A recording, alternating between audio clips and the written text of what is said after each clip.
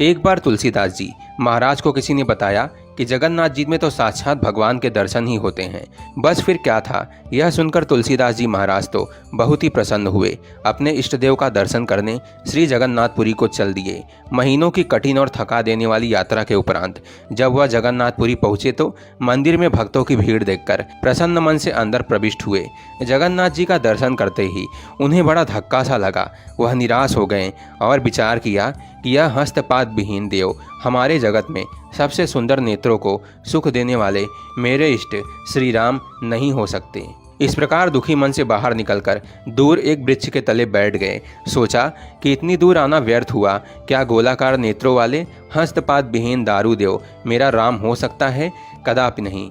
रात्रि हो गई, थके मांदे भूखे प्यासे तुलसी का अंग टूट रहा था। अचानक एक आहट हुई। वे ध्यान से सुनने लगे। अरे बाबा, तुलसीदास कौन है? एक बालक हाथों में थाली लिए पुकार रहा था।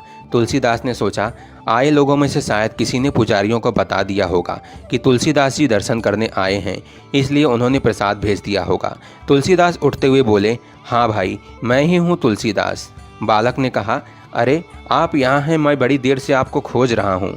बालक ने कहा, लीजिए, जगन्नाथ जी ने आपके लिए प्रसाद भेजा है।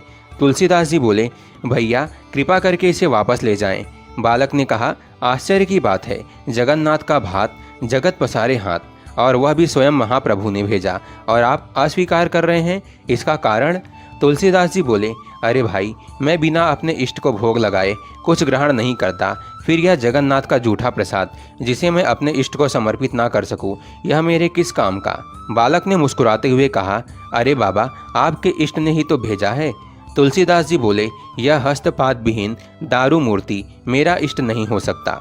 बालक ने कहा कि फिर आपने अपने श्री रामचरितमानस में यह किस रूप का वर्णन किया है? बिनु पद चलई सुनई बिनु काना, कर बिनु कर्म करई विधि नाना, आनंद रहत सकल रस भोगी, बिनु बानी बक्ता बड़ जोगी। अब तुलसीदास जी की भाव भंगिमा देखने लायक थी।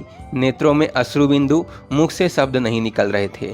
थाल रखकर बालक यह कहकर अदृश्य हो गया कि मैं ही तुम्हारा राम हूँ। मेरे मंदिर के चारों द्वारों पर हनुमान जी का पहरा है। विभीषण मेरे नित्य दर्शन को आता है। कल प्रातः तुम भी आकर दर्शन कर लेना। तुलसीदास जी की स्थिति ऐसी कि रोमावली रोमांचित थी। नेत्रों से अश्रु अविरल बह रहे थे और शरीर की कोई सुध ही नहीं। उन्होंने बड़े प्रेम से प्रसाद ग्रहण किया। प्रातः मंदिर में जब तुलसीदास जी महाराज दर्शन करने के लिए गए, तब उन्होंने जगन्नाथ, बलभद्र और सुभद्रा के स्थान पर श्री राम, लक्ष्मण एवं जानकी के भव्य दर्शन किए। भगवान ने भक्त की इच्छा पूरी की। जिस स्थान पर तुलसीदास जी ने रात्रि व्यतीत की थी, वह स्थान तुलसी चौरा नाम से विख्यात हुआ। वहाँ पर तुलसीदास जी की पीठ बड़छता मठ के रूप में प्रतिष्ठित है। बोलिए जय जगन्नाथ।